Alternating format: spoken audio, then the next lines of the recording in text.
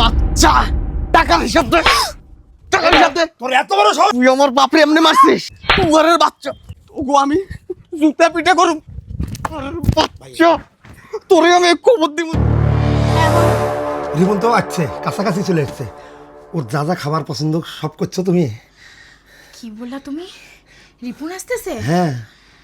ওরে বাবা, শোনো, এই নিয়ে তোমাকে ভাবতে হবে না। ওর যার যা পছন্দ আমি সব করে রাখবো। ওকে ধরে রাখার জন্য কি করা লাগবে এটা আমার ভালো করেই জানা আছে। শুনলাম অনেক টাকাও নাকি আনতেছে। বুঝতে পারছি তো। তুমি যাও যাও, ওকে নিয়ে আসো, যাও যাও। আচ্ছা। যাই। বাড়ি ঘর একদম সব পরিবর্তন হয়ে গেছে। আর শোনো ভাইয়া, এবার কিন্তু বাড়ির কাজটা কমপ্লিট করতেই হবে, বুঝতেই তো পারতিছো। অবশ্যই। এতদিন পর আসলাম, বাড়ির কাজ রিপন? আরে ভাবি, ভালো আছেন? হ্যাঁ আছি। কি ব্যাপার, তোমার আর লাগেজ কই? ও, রাস্তায় তো ভ্যান রিক্সা কিছুই পাইনি, ওই দোকানের পারে বাকি লাগেজগুলো রেখে আসছি। ওটা ভাইয়া পরে গিয়ে নিয়ে আসবে। ও আচ্ছা আচ্ছা, তুমি তো দেখতেছি শুকাই গেছো, খাওয়া দাওয়া ঠিকভাবে করো না। ওই প্রবাস মাটিতে কেউ তো আর এমনি এমনি টাকা দেয় না। যাই হোক, বাড়িতে আসছি, এখন ঠিকভাবে খেলে আবার আগের মতো মোটা হয়ে যাবো। তুমি কি দাঁড়ায় কথা বলবো? ভেতরে নিয়ে চলো। আরে হ্যাঁ হ্যাঁ, চলো চলো ভিতরে চলো, আগে ফ্রেশ হবা, চলো আগে ভিতরে খাবা, তারপর বাকি কথা হবে। এই আসো আসো আসো।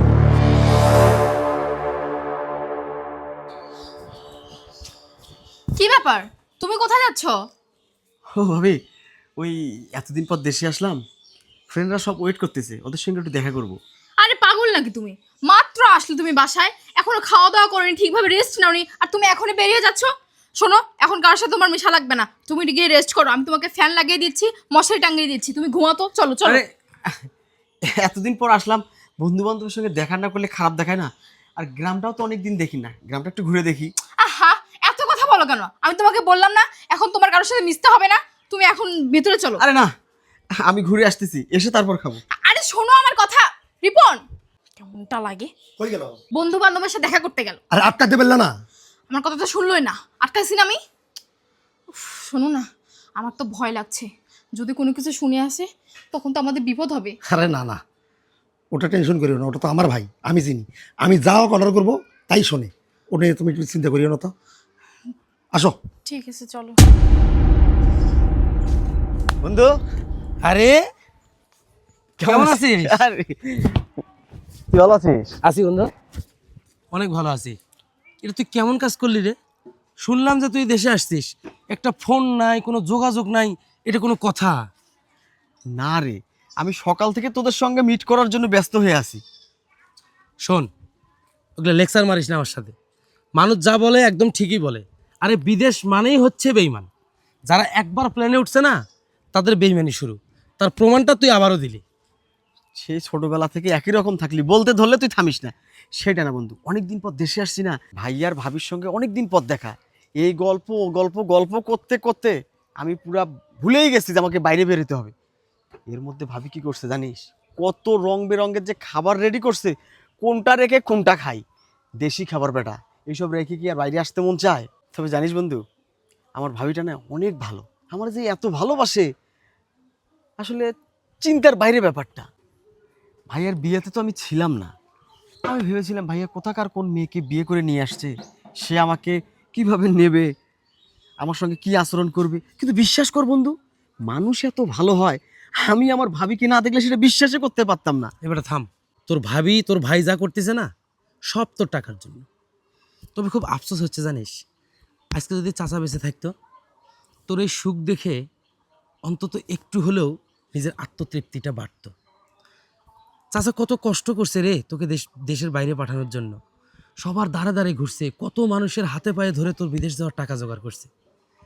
কিন্তু ভাগ্যের কি নির্মম পরিহাস দেখ, আজকে তোর সুখের দিনে চাচা তোর পাশে নেই। আর তোর ভাবির কথা বলছিস, তোর ভাইয়ের কথা বলছিস, কি জানিস তুই? তুই দেশের বাইরে ছিলি প্রায় 7 বছর, তুই কিচ্ছু জানিস না। তোকে যেটা জানানো হয়েছে তুই শুধু সেটাই জানিস। আমি তোকে অত কিছু বলতে চাই না, শুধু একটা কথাই বলতে চাই, আজকে তোর এই কদর, তোর এই ভালোবাসা পুরোটাই টাকার জন্য বন্ধু। ধর বেটা, কি বলিস এসব? তুই তুই আমার ভালো বন্ধু ঠিক আছে, কিন্তু বন্ধু তুই আমার অত ক্লোজ বন্ধু হয়ে তুই ভাই ভাইয়ের দ্বন্দ্ব বাজাতে চাচ্ছিস, এটা কেন যেন আমার ভালো লাগতেছে না। বাদ দে না, বাদ দে। আমি চাই না তোদের মধ্যে কোনো গণ্ডগোল লাগুক। তবে তোকে একটা কথা বলি বন্ধু, আমি যেমন তোর ভালো বন্ধু, তুইও কিন্তু আমার ভালো বন্ধু। দেশ থেকে বিদেশের মাটিতে পরিশ্রম করার জন্য গেছিস, অনেক টাকাও ইনকাম করছিস। তবে বন্ধু, একটা অনুরোধ থাকবে তোর কাছে, এই কষ্টে অর্জিত টাকাগুলো একটু হিসাব করে খরচ করিস। জানিস তো, টাকা রোজগার করা কিন্তু খুবই সহজ, কিন্তু টাকা ধরে রাখাটা অনেক কঠিন রে। আচ্ছা, এখন আমি একটু বাজারে যাব, যাবি আমার সাথে নাকি বাসায় যাবি? না বন্ধু, আমি আর ওইদিকে যাচ্ছি না। ওকে বন্ধু, ঠিক আছে, ঠিক আছে, ভালো থাকিস, যা। সন্ধ্যায় দেখা হচ্ছে। আচ্ছা, আসিস কিন্তু ওকে বাজারে। ওকে। রিপন, হুম, তোর সাথে আমার জরুরি কিছু কথা আছে। বলো।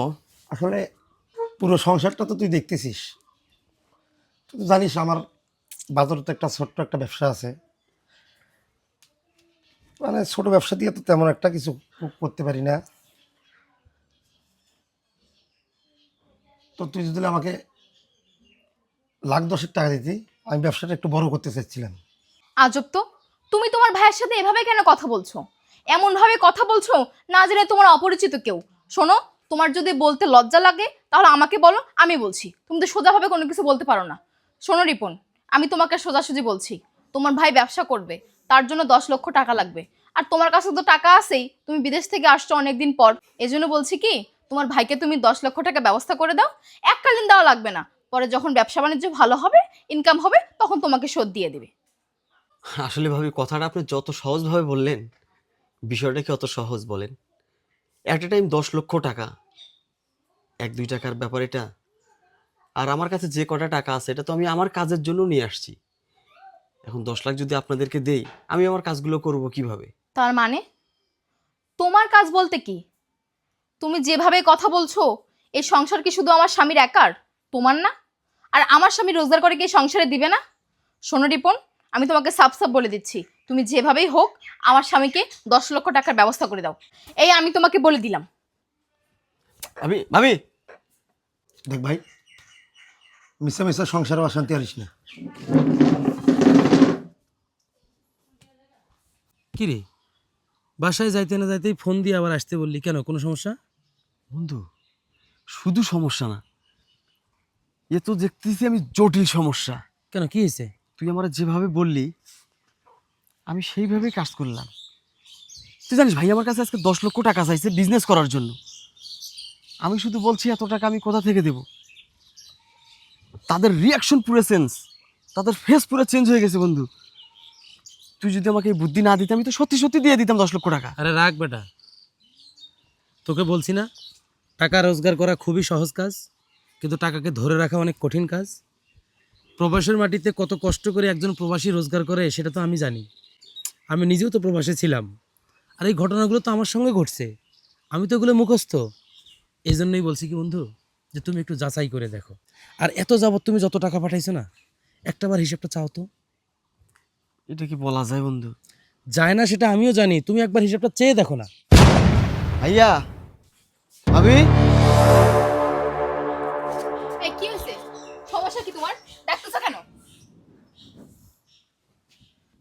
আসলে ভাবি তোমাদেরকে ডাকছি, তখন তো শুধু তোমরা তোমাদের কথাগুলাই বললে, আমাকে তো কোনো কথা বলার সুযোগই দিলা না। তার আগে তোমরা 10 লাখ চাচ্ছ, 20 লাখ চাচ্ছ, শুধু টাকারই হিসাব তোমাদের। আমি বিদেশ থেকে একবারে চলে আসছি, আমি আর বিদেশে যাব না। আর তোমার সঙ্গে কথা হলো ভাইয়া, ইতিযাবৎ আমি তোমাকে যে টাকা পয়সাগুলো দিছি তার তো একটা হিসাব পাতি আছে, সেই হিসাবগুলো নিয়ে বসো। আমাকে কিছু টাকা পয়সা দাও, আমি বাড়ির কাজটা করি, আর আমি একটা ব্যবসা বাণিজ্য করতে চাই। এই কিসের হিসাব চাও? কিসের হিসাব দিবে তোমাকে বলো? হ্যাঁ, কিসের হিসাব? এই ভাবি, আপনি ওর সঙ্গে এভাবে ব্যবহার করতেছেন কেন? এই চুপ, একটা কথা বলবা না। কি দালাল হয়ে আসছো? দালাল হয়ে আসছো মানে রিপন বাড়িতে আসার মাত্রই দুই ভাইয়ের মধ্যে কিভাবে ঝামেলা তৈরি করবে সেই বুদ্ধি করছো তোমরা, তাই না? বেশি কথা বলবা না, যাও এখান থেকে। আর তোমাকে বলি, কয় লাখ টাকা দিছো? কয় লাখ টাকা দিছো এই সংসারে? হ্যাঁ, তার হিসাব চাচ্ছ? বলো আমাকে। আপনি এই বাসায় আসছেন কয়দিন হয়? আমি 7 বছর বিদেশ করি, আপনার বিয়ে হচ্ছে সবে মাত্র 1 বছর হলো। এই বাকি 6 বছর শরীরের রক্ত পানি করে টাকা ইনকাম করে প্রত্যেক মাসে ভাইয়ের নাম্বারে পাঠাইছি, ভাইয়ের অ্যাকাউন্টে জমা হয়েছে। সে টাকার খোঁজ কই? আমার টাকা আমি চাচ্ছি, আপনার কি সমস্যা? ভাইয়া, আমার টাকা পয়সার হিসাব পাতি দাও, আমি বাড়ি করব, ব্যবসা করব, আমি আর বিদেশ যাব না। তুই চুপ করে আছিস কেন? কথা বলছিস না কেন? বল। দেখ ভাই, আমি আসলে তোদের সংসারে অশান্তির কারণ হতে চাই না। ভাবি তো একটু আগে বললই যে আমি নাকি তোদের ভাই ভাই সম্পর্কের মধ্যে ফাটল ধরাচ্ছি। শোনেন ভাবি, রিপন যে কথাটা বলছে কোনোটা রং বলে নাই। আপনি ওকে অপমান করতেছেন, ও তো আমার বন্ধু, তো আমার তো একটু হলেও লাগবে, তাই না? তাই আমি আপনাকে বলছি যে ভাবি এভাবে ব্যবহার করতেছেন কেন। আর সেটার জন্য আপনি আমার যোগ্য জবাব যেটা দেওয়ার তো দিলেনই। তারপরেও আমি বলবো ওদের ভাই ভাই ব্যাপার, ওরা ভাই ভাই মীমাংসা করুক। আমার মনে হয় আপনি কথা না বললেই ভালো হয়। এই, একটা চড় মারবো। বেশি কথা বলতে আসছো এখানে, হ্যাঁ? তুমি এই বাড়ির কে? তুমি কথা বলো। শোনেন ভাবি, ওর সঙ্গে আপনি খারাপ ব্যবহার করবেন না। ও আমার বন্ধু। আমি এই 7 বছরের টাকার হিসাব চাই। ভাই চুপ করে আছো কেন? আমার টাকার হিসাব দাও। 7 বছরের টাকার হিসাব দাও। 7 বছর অনেক কষ্ট করে তোমার টাকা দিছি আমি। দাও, টাকা দাও। কিসের টাকার হিসাব? এইদিকে আসো তুমি। কিসের টাকার হিসাব? তুমি যে টাকা পাঠাইছো মাসে মাসে, সেগুলো টাকা কি করছে জানো? তোমার ধারণা আছে? তোমার বাবার পিছনে খরচ করছি, তোমার বাবার চিকিৎসার পিছনে খরচ করছি। তুমি কি ভেবেছো? তুমি কি ভেবেছো তোমার টাকা আমি ভোগ করেছি, তোমার ভাইয়া ভোগ করেছে? শোনো রিপন, বেশি বাড়াবাড়ি করিও না আর বেশি লেকচারে দিও না। তুমি বিদেশ থেকে আসছো, আমি শুধু বলেছি তোমার ভাইয়ের জন্য 10 লক্ষ টাকা দাও, তোমার ভাইয়া ব্যবসা করবে। আর তুমি কি বললা? তোমার কাছে টাকা নেই না? টাকা নেই? কাকে কি বোঝাচ্ছ তুমি? কাকে কি বোঝাচ্ছ? এগুলো মিথ্যা কথা তুমি আর বলিও না। বিদেশ থেকে তুমি কি জন্য আসছো, কি প্ল্যানে আসছো, এটা আমাদেরও বোঝা শেষ। শোনো, আমি তোমাকে সাফ সাফ বলে দিচ্ছি, রিপন যদি এখন এই বাড়িতে থাকে, আমি কিন্তু এই বাড়িতে থাকবো না, বলে দিলাম। আর ও কিসের টাকা হিসাব চাই? তুমি কিছু বলছো না? তুমি কি বোবা? ইচ্ছা করতেছে এক চট দিয়ে আপনার 32টা দাঁত আমি ফেলাই দিই। ভাইয়া, তুই আমার টাকার হিসাব দিবা না? আমার টাকার হিসাব দিবা না? শোন, আমি ভালোই ভালোই বলছি, তুই আমার টাকার হিসাব দি। এই 7 বছরে তোকে যত টাকা ইনকাম করে দিছি, 7 বছরের টাকার হিসাব দিবি। যদি হিসাব না দিস, আমি সালিশ ডাকবো, আমি মেম্বার চেয়ারম্যান সবাইকে ডাকবো, গ্রামবাসীকে ডাকবো, বাড়িতে আমি সালিশ বসাবো। শয়তানের বাচ্চা, হারামজাদা, যত বড় মুখ না তত বড় কথা। তো কাজটা ছোট লোকের বাচ্চা, ছোট লোকের বাচ্চা। এই শোন, টাকার হিসাব দে, টাকার হিসাব দে, তাহলে দুটাকে খুন করে ফেলবো। টাকার হিসাব দে। তোর এত বড় সাহস রিপন, এই দাঁড়া, তোর বড় ভাবির গায়ে হাত তুললি? সর তো। তোর এত বড় সাহস, তুই তোর ভাবির গায়ে হাত তুললি, আমার গায়ে হাত তুললি। আর ও বুঝে গেছি, এই বেদবটার জন্য তুই ইগলা করছিস, এই বেদবটার জন্য তুই ইগলা করছিস। তোমার কোনো কথা শুনতে চাই না। আমার টাকা লাগবে, 7 বছরের কষ্টের ফল আমার লাগবে। তুমি মনে করি না তুমি পার পাবা? আমার এই কষ্টের টাকা, আমার ঘাম ঝরানো পয়সা আমি বিফলে যেতে দেবো না। আমি সালিশ ডাকবো, আমি বাড়িতে মানুষ ডাকবো, তোমার বিচার করে নেব। আমি তো ভেবেছিলাম তুমি আমার ভাই না, তুমি আমার পিতা সমতুল্য মানুষ। কিন্তু তুমি যে এত বড় জানোয়ার, এত বড় জোচ্চোর, এটা আমি জানতাম না। এই চুপ কর। শোন রিপন, এটা শুধু তোর আমার বা অমুক তমুকের সমস্যা নয়, এটা সারা বাংলাদেশের সমস্যা। আরে আপনাকে বলছি শোনেন, আপনি না বড় ভাই, আপনি তোর বাবার সমতুল্য। ও তো সবসময় আপনাকে বাবার চোখেই দেখতো। আপনি কাজগুলো কিভাবে করতে পারছেন? আপনার ছোট ভাই আপনার কাছ থেকে টাকার হিসাব চাইতে পারে না? এত বছর ও কষ্ট করে পরিশ্রম করছে, সেই টাকার হিসাবটা চাইতে পারে না? টাকার হিসাব চাইলেই দোষ? আপনাকে বলছি, আপনি তো আর বড় ভাবি, সম্পর্কে বড় ভাবি, বয়সের দিক দিয়ে হিসাব করলে কিন্তু রিপন আপনার থেকে 5 থেকে 6 বছরের বড় হবে। আপনি ওর গায়ে হাত তুললেন কেন? হাত তুললেন, এই সাহসটা আপনি কোথায় পাইলেন? আপনার স্বামীর জন্য? ঠিকই বলছেন, আপনারাই হচ্ছেন পৃথিবীর সর্বশ্রেষ্ঠ মানুষ, আর আমরা হচ্ছে পৃথিবীর একমাত্র নগণ্যতম মানুষ। কারণ আমাদের ভিতরে বিবেক বুদ্ধি আছে, আপনাদের ভিতরে বিবেক বুদ্ধি নাই। আর যারা পৃথিবীতে বিবেক বুদ্ধিবিহীন মানুষ, তারাই হচ্ছে পৃথিবীর সর্বশ্রেষ্ঠ মানুষ। রংবাজি করেন না। একজন প্রবাসীর টাকা মেরে দিয়ে, তার সাথে প্রতারণা করে, তার গায়ে হাত তুলে, তাকে অপমান করে নিজেকে খুব বীর বাহাদুর মনে করতেছেন? এটা মনে করবেন না। সারা বাংলাদেশ থেকে সারা পৃথিবীতে 1,20,00,000 প্রবাসী আছে, যাদের শতকরা 80 জন প্রবাসী এই আপনার মতো বড় ভাই এবং আপনার মতো ভাবির দ্বারা নির্যাতনের শিকার। আপনি কি মনে করেন দেশে আইন নাই, দেশে প্রশাসন নাই? শোন রিপন, আমি তো তোকে বলছিলাম যে তোর এই ভাই ভাবির যে কদর, এটা শুধুমাত্র তোর টাকার জন্যে। দেখ, আজকে তুই বলছিস টাকা দিবি না, আজকে তুই তাদের কাছ থেকে টাকার হিসাব চাইছিস, তাদের কাছে তুই এই জগতের সব থেকে খারাপ মানুষ হয়ে গেছিস। এখন তুই সিদ্ধান্ত নে, এই বাড়িতে থাকবি, ওদের সাথে থাকবি, নাকি তুই আলাদা থাকবি। আমি তোকে বলছি না যে তোর ভাইয়ের সঙ্গে তুই সম্পর্ক ছিন্ন কর, কিন্তু ভাই তো তাকে বলা যায় যে বাবার ছায়া হিসেবে সামনে থাকে। ভাই তো তাকে বলা যায় যে ভাই নিজের সন্তানের মতো করে ছোট ভাইকে বড় করে, কিন্তু আপনি তো সেই ভাই না। আপনি তো ভাই নামের একটা কলঙ্ক। আপনাকে যে ভাই হিসেবে পরিচয় দিবে সে পুরো ভাই জাতিকে অপমান করবে। একটু আগে মহিলা কি বলল, তোর বাবার চিকিৎসার পিছনে সমস্ত টাকা ব্যয় করছে। এগুলো ব্যাপারে তুই কিছু জানিস না। আর এই যে আপনাকে বলছি, নিজেকে খুব চালাক মনে করেন না, বেশি চালাকি করেন না। যদি বেশি চালাকি করেন না, তাহলে এই যে চাকচিক্য কিচ্ছু থাকবে না। ও যদি 7 বছরের হিসাব ধরে আপনার টান মারে না, এই বউ আপনি কই যাবেন নিজেও বোঝেন না। আচ্ছা বন্ধু, তুই এই কথাটা বলতো একবার। আমার বাবার চিকিৎসার কি হয়েছে ঘটনাটা? জানতে চাস কি হয়েছে? আমি জানতে চাই। তাহলে শোন। বৌমা, বৌমা, আমাকে 1,000 টাকা দাও তো বৌমা। আমার ঋণ শেষ, ওষুধ শেষ, খুব কষ্ট হচ্ছে মা। দাও 1,000 টাকা দাও, ওষুধ কিনতে হবে। বেশি কথা না বলে এখান থেকে চলে যান। টাকা কি বড়দের পাশা দিয়ে আসে? হ্যাঁ, যখন আসবেন তখনই টাকা দিব। যান এখান থেকে। বাবা, বাবা, দে বাবা, 1,000 টাকা দে বাবা। আমার ঋণ শেষ বাবা, আমার খুব কষ্ট হচ্ছে বাবা। হয়তো ওষুধ না কিনতে পারলে আমি মরে যাবো বাবা। দে বাবা, বাবা রে তাড়াতাড়ি দে। আমি 1 টাকা দেবো। মেজাজ খারাপ হয়ে যাচ্ছে কিন্তু। তুমি কিছু বলছো না? এখন জানতো বাবা, জানতো অনুরোধ বাবা, আমার খুব কষ্ট। উফ, ইনি কথাই বুঝে না, কথাই বুঝে না, কথাই বুঝে না। তাদের কি হলো? লেলিন ভাই, চাচা তো মনে হয় মারা গেছে। আমি ডাক্তার নিয়ে আসি। তুই এত বড় কান লাগেনি, তুই আমার বাপরে এমনি মারছিস, এমনি মারছিস তুই আমার বাপরে। ঘরের বাচ্চা, তুই হলো বিশ্ব শয়তান। তুই থাকতে তোর বউ আমার বাপরে মারে, আমার বাপের চিকিৎসা হয় না। টাকা দিছি না তোরে আমি, যখন যেভাবে আমার কাছে টাকা চাইছিস আমি দিছি না। বাপের কথা কয়, কত টাকা নিছিস আমার কাছে তুই? হ্যাঁ, আমার বাপ আজকে অন্ধকার কবরে শুয়ে আছে, চিকিৎসার অভাবে আমার বাপ মরে গেছে। তবু আমি জুতা পিঠা করুম।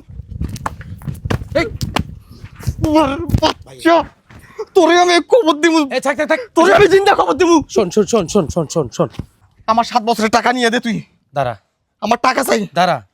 টাকা দে। এই কথাগুলো তোর একার নয়, বাংলাদেশে হাজারো প্রবাসীর কষ্টের কথা এটা। আপনাদের মতো কিছু বড় ভাই দ্বারা তারা নিঃস্ব। একজন প্রবাসী প্রবাসের মাটিতে কত কষ্ট করে রোজগার করে এটা কেউ জানেন? কেউ বোঝার চেষ্টা করেন না। রাতকে দিন, দিনকে রাত একাকার করে একজন প্রবাসী নিজের দেশের জন্য, নিজের পরিবারের জন্য, বাবা মার জন্য, ভাই বোনের জন্য রোজগার করে। আর তাদের সেই টাকাগুলো নিয়ে আপনারা তালবাহানা করেন।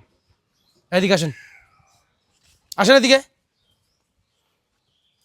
আপনি কি মনে করছেন পার পেয়ে গেছেন? পাওয়ার কোনো অপশন নাই। আপনার অপকর্মের শাস্তি আপনি পাবেন, সেটা এখানেই হোক বা যেখানেই হোক। রিপন, তুই মাথা গরম করিস না। না মাথা গরম না, আমি বাড়ির তালা দিব। টাকা না দেওয়া পর্যন্ত দুটোকে আমি ঘরে ঢুকতে দিব না। আর আপনি যান, আপনি আপনার গোছ গাছ করেন, আমি ব্যাপারটা দেখতেছি, যান।